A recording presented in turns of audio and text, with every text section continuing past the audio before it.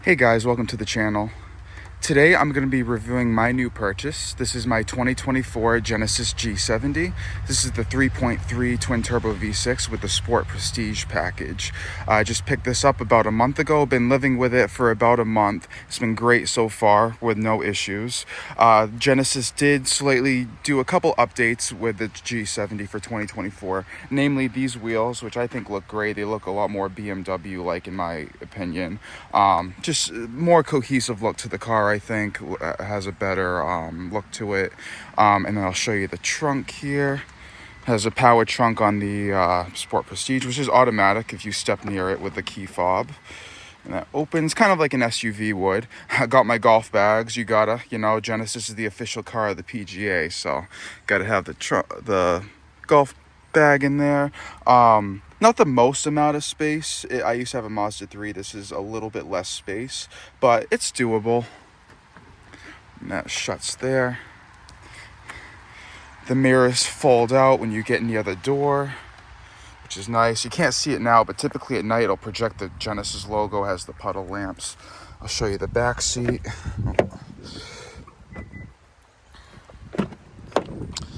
So here's the back seat of the G70. Not the most amount of space, but it's doable. The cushions are really long, so you get a good amount of thigh support.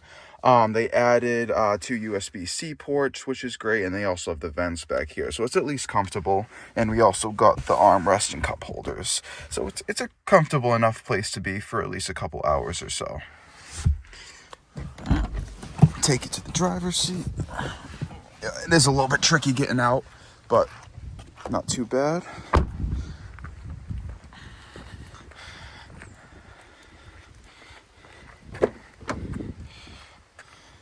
So this has the Napa leather seating.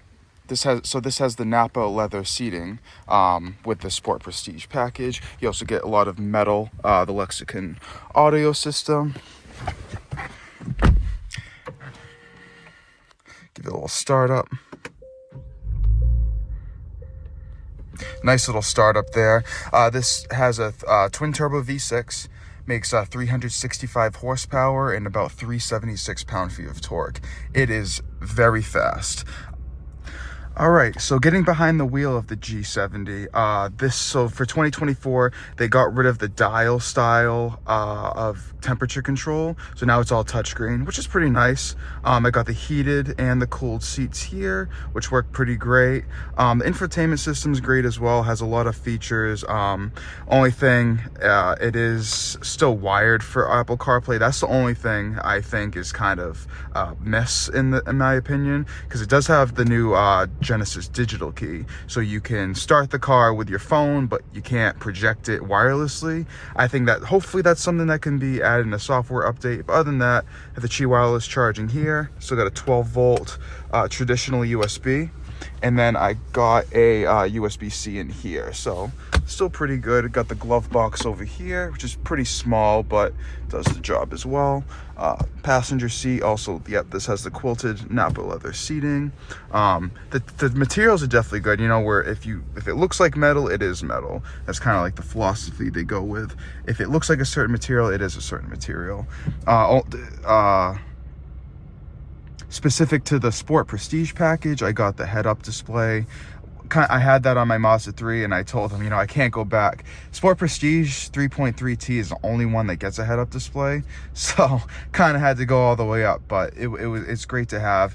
And that's another thing, compared to the Germans, it's easy to package things out. You get all the features. You don't have to do anything a la carte. So, it's a really well-equipped car.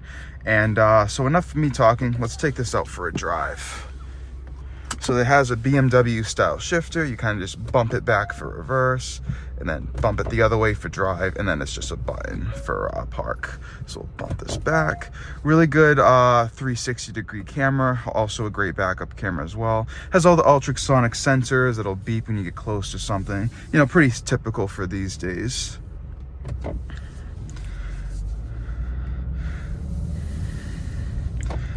So my version also has the all-wheel drive system. It's pretty typical here in New England. Most people, they don't really have too many purely rear wheel drive versions on the lots. They understand people most likely are going to want the all wheel drive for the weather, especially like a day like this too. So just pulling out here. I'll see if I can do a little acceleration. It is a little bit wet today, but we'll see what it does.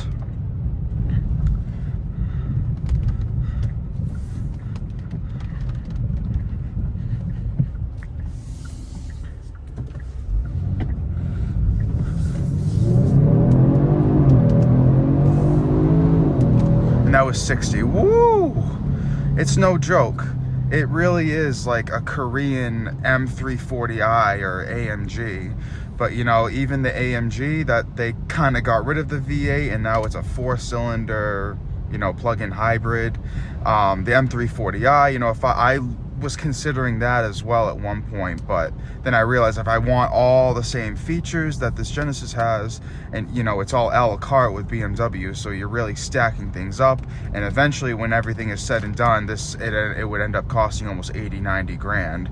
You know, this was about 59 grand with all the features, and it's great. You know, it's a well equipped Genesis is kind of more of an up-and-coming, kind of startup-y brand. You know, of course, you have Hyundai's blessing and Hyundai's funding, but there's engineers who used to work for BMW and Mercedes who work for Genesis now, and you feel it in the driving dynamics for sure.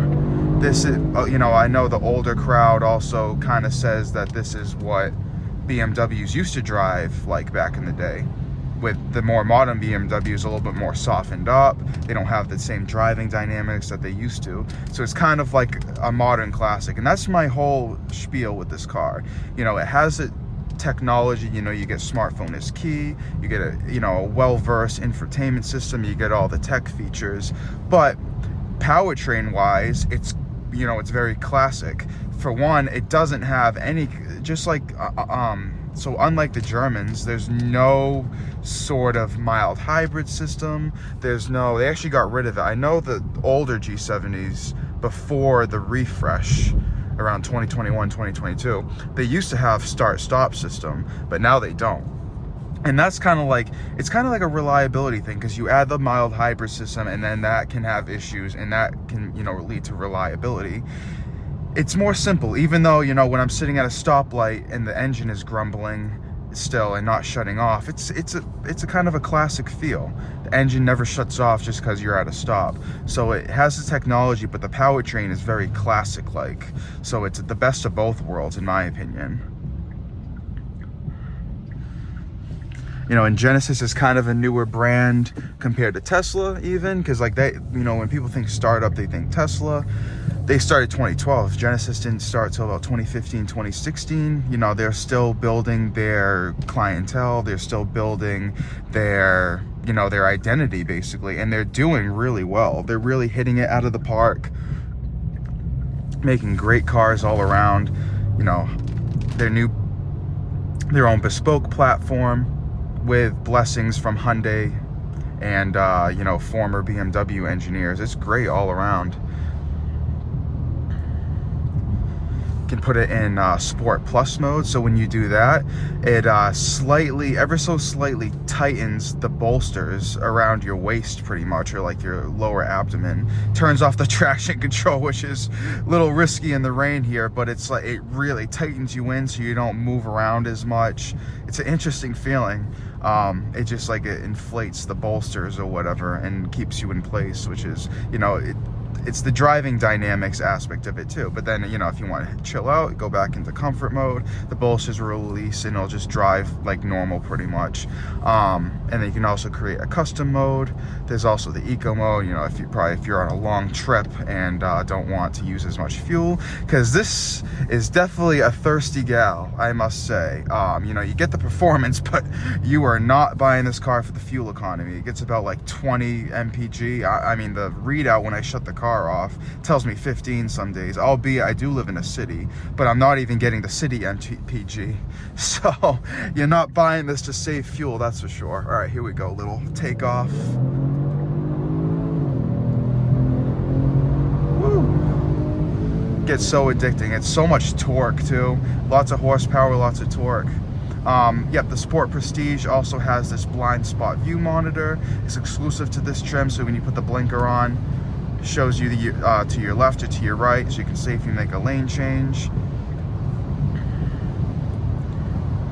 I'll actually get back in this lane. So I'm in the highway driving assist system, which is pretty good, honestly. I must say it's really permissive. You can go miles and miles without touching anything. You know, of course I'm paying attention, being safe and all that, but it really doesn't nag you too much, which is honestly a little scary because I feel like I need to, oh Jesus, this guy's weaving a little bit. Yeah, there are times where like, you know, I'm like, wow, I'm really surprised it's not giving me any kind of warning. But there are other times where it can't handle, you know, a really quick stop in traffic, so I end up taking over. You know, it doesn't claim to be anything like Tesla claims to be. It doesn't claim to be an autopilot system. It doesn't claim to be anything like that. It's just a simple, you know, cruise control that follows the car in front, and you know, that's what you can hope for. It's okay at tracing the lanes. It's not great. It really bounces you around a lot. You know, for the most part, it's a hands-on system for sure, because the car is going to go like this, and it's just not great. So it's better you hold the wheel and balance it. But as long as you're holding the wheel, still paying attention, it's a good way to, you know, just cruise along the highway.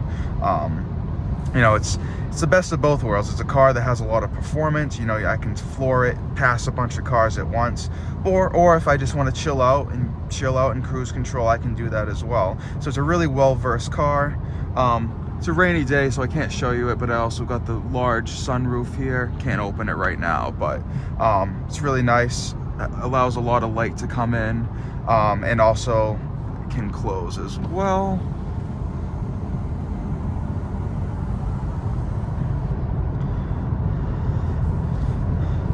Take this exit here. Yep, so the camera comes up again. Very useful.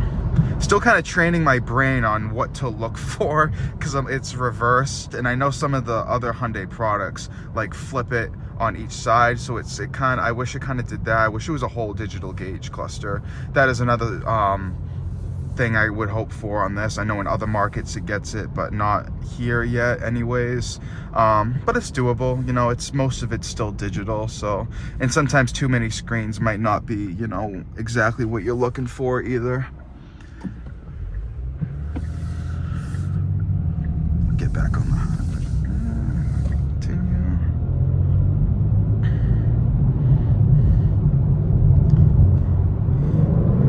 Floor it here. Woo! Yeah, it's instant. No issues with passing people in this vehicle for sure.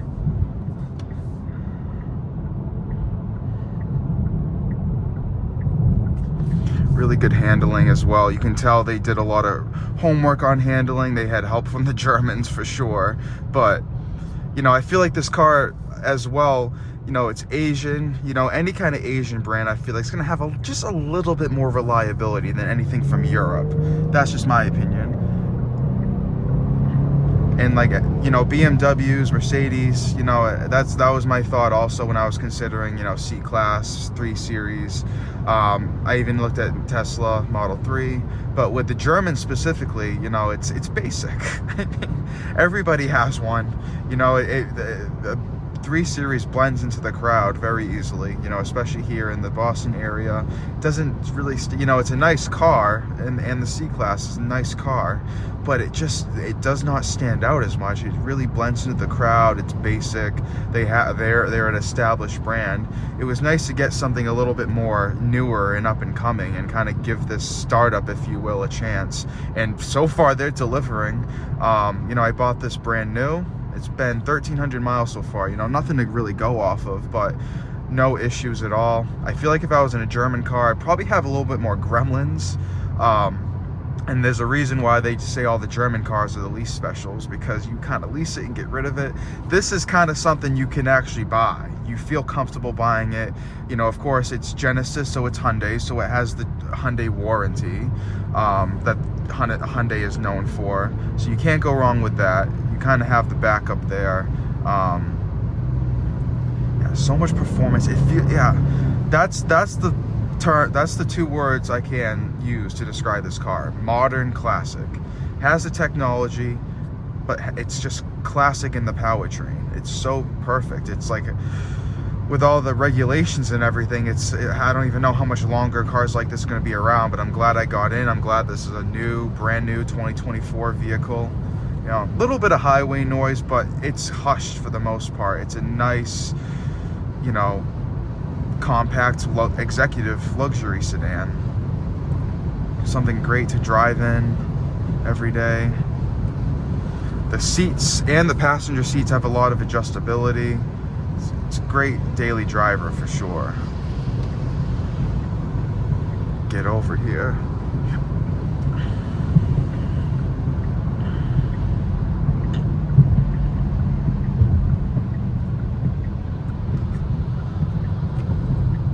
Ooh. Yeah, really great handling. Never feel like you're catching it out. Always grips its line. It's great overall.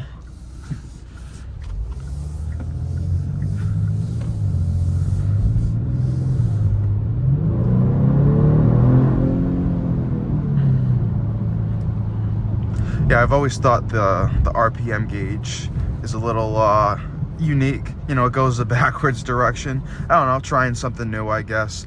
But other than that, has the analog gauge, the analog speedometer, and the analog fuel gauge. Head-up display is useful. I like the type that projects onto a windshield. You know, you can always face forward. You don't have to look down. It makes a huge difference, in my opinion. And then on the right, so they did flip it. On the right now are the volume controls, and then on the left are the cruise controls. Before it used to be flipped, but now it's fine. I always thought right here specifically is kind of a German influence. This kind of reminds me of Mercedes. Has the big giant triangle hazard button in the middle. Kind of like it. Kind of pays homage a little bit to that style of vehicle.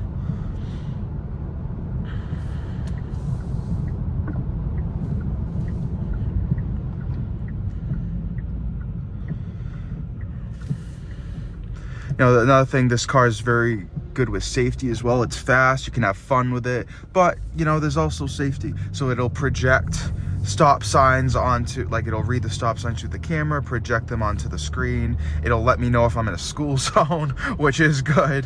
You know, no flooring it in the school zone. It just gives you gentle reminders to, you know, you want to have fun, but you know, there's a place for it for sure. It might remind me if there's children crossing. Yeah, it's having fun, but responsibly. I like it. Modern classic.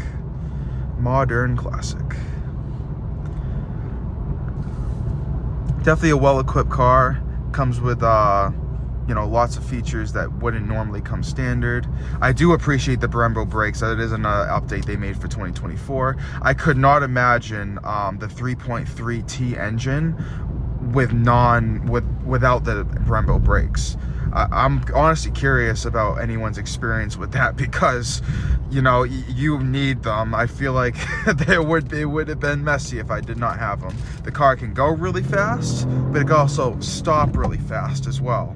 You need that balance. It could go off really, but if you don't have the big brakes, you know, I'm curious, because before 2024, anything except 3.3 Sport Prestige would not have the Brembo brakes. So how was the 3.3T, you know, Sport, what is it, Advanced, without the Brembo brakes? Anyone have any experience with that? Let me know in the comments, because that's that I feel like you'd be a little bit more gentler with the throttle if you knew the brakes wouldn't be able to stop you as well. That's something I'm definitely curious about. Definitely a good move, you know, no matter what. Even if you get the new 2.5T with the 300 or so horsepower, they all have the Brembo brakes. Yeah, I was thinking about the 2.5T as well. You know, it's bumped a lot of horsepower. Now there's only like a 65-ish difference of horsepower between the 4-cylinder and the 6-cylinder, but I wanted all the power. And I know I've heard this 3.3T is pretty rock solid. I haven't had any issues, so couldn't go wrong with a good old 6-cylinder. You know, get them while we can anyways. I love the red stitching. Originally wanted to get one with a white interior, but I think the black always goes better. You know, you wear the jeans, they get all blue. Silver with the black was definitely a good combination in my opinion.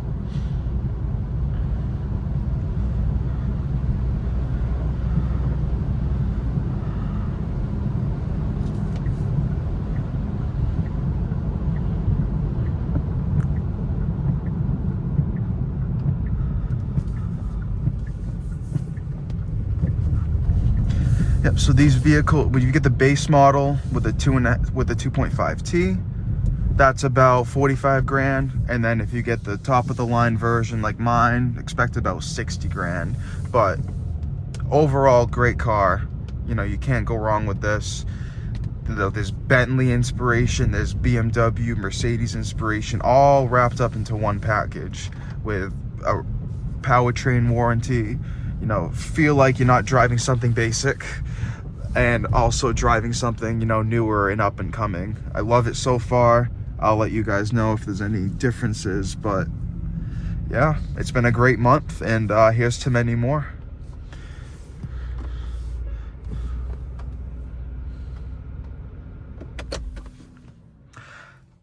18.0 miles per gallon. That's great.